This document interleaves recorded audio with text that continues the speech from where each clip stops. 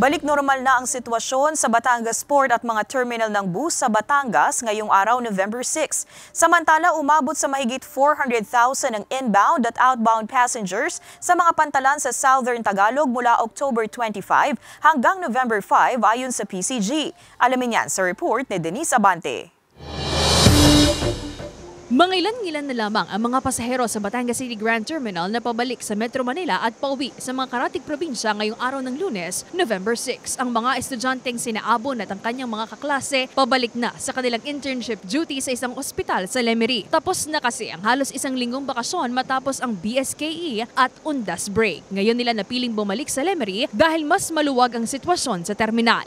Mas nahirapan po ako actually nung pabalik dito kasi may sabay-sabay po yung mga taong bumabalik sa school or sa trabaho. Pero nung pauwi naman po, wala naman po masyado naging problema.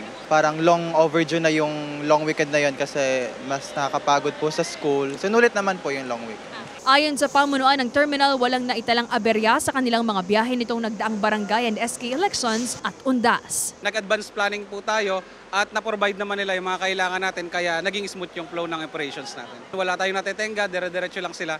At pagkadating nila, sabay sakay na lang, alis na lang. Laking pasalamat naman ng dispatcher na si Lazaro na nakabawi sila ng kita dahil sa pagdagsa ng mga pasahero nitong long weekend. Malakas, lagi naman pong pag-peak season ay malakas ang biyahe. Tama na po sa mga driver. Back to normal, gaya na ng dati, hindi na siya holiday. Nagsagawa rin ng inspeksyon ng LTFRB-4A sa mga bumabiyaheng bus kaninang umaga para matiyak pa rin ang seguridad at kaligtasan ng mga pasahero.